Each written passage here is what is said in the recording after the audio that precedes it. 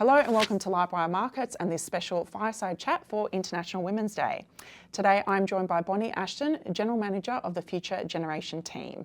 We are going to discuss how the Future Generation Women's Fund is addressing structural barriers in funds management and turning capital into measurable social impact. Welcome, Bonnie. Thanks for joining me today. Thank you for having me.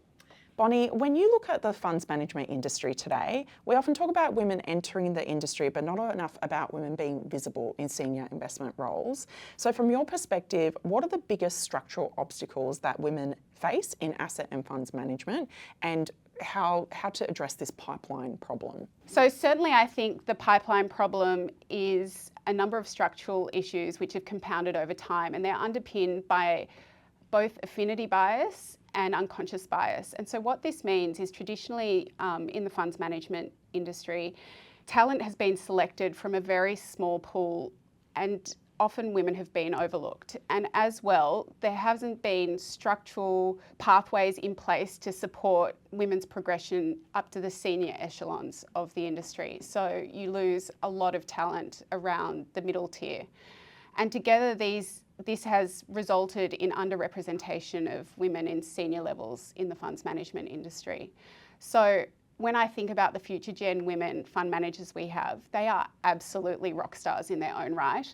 And we look to opportunities to increase visibility for them wherever we can find it, to promote what they're doing and who they are, so that we can encourage more women to continue in the industry. Okay, so how does the model for Future Generation Women address some of these imbalances? So Future Generation began 11 years ago, and the entire premise was to prove that investment could be a source for good. And last year we hit $100 million in donations to communities, focusing on youth mental health programs. And I think this is an incredible milestone, and it proves that investment can be used for good. And so we wanted to take this lens and use it to address the inequality gap for women in terms of participation and in terms of visibility in the funds management industry. And so Future Generation Women was created. And Future Generation Women is a model for women, by women. And so what we mean by that is we have female fund managers managing the portfolios, and they forego any management or performance fee, and instead that 1% is given to social impact partners who focus on addressing the financial and economic inequality facing women. How has that translated into tangible social impact over the last year? In October 2025, we held our first grant round for Future Gen Women, and we were looking to target partners that help some of Australia's most marginalised women transition to work. So we received a huge number of applications from across Australia, and we selected 9 social impact partners. And they range from organisations which support Aboriginal and Torres Strait Islander women, older women who've been living in poverty, carers, single mothers, women with disability, all different groups of women from across Australia. And they help their transition, support them, mentor them into stable employment. 2 examples I'd like to provide. Ember Connect is an organisation which focuses on connecting Aboriginal and Torres Strait Islander women. And it's been described as a hybrid between Facebook and LinkedIn. And it provides them with mentoring opportunities, an opportunity just to connect with women from their community, but also tangible pathways to employment. It's incredibly powerful in its simplicity and its effectiveness.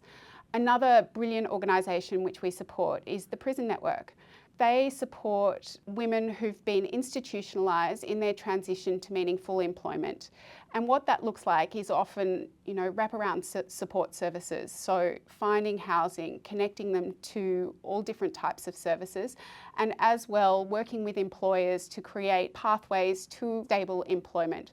When you look at how powerful these organisations can be to breaking generational cycles of poverty, to providing stable employment and what that means for those women, it allows them to support themselves, their children, and be productive members of the community, and that is incredibly powerful. Looking back over the last 12 months, what are you most proud of?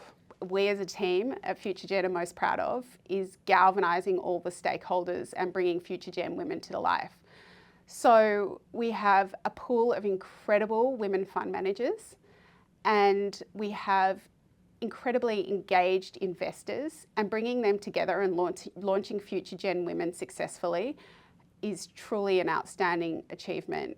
And obviously you can't go past the $1 million we've given to community organisations working in this space. It actually cannot be overstated the impact that these programs have on women, their children and their communities. Over the next few years, what are the key priorities for Future Generation? Certainly building funds under management, getting more visibility for our women fund managers. They are absolute rock stars. Like if you look at our Mina from Minotaur, she's returned over 20% for our Future Gen Women portfolio. So has Vihari from Antipodes.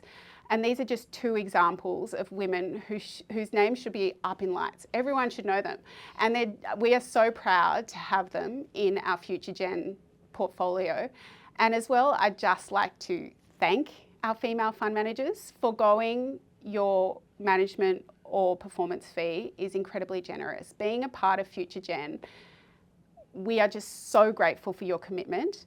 And I know that the communities which we support are also incredibly grateful. If we were sitting here on International Women's Day 5 years from now, what would meaningful progress look like to you? In terms of the financial sector, certainly having more female fund managers would be an incredible outcome. Having supported and provided visibility for the existing female fund managers, and so they inspire more women to strive for that.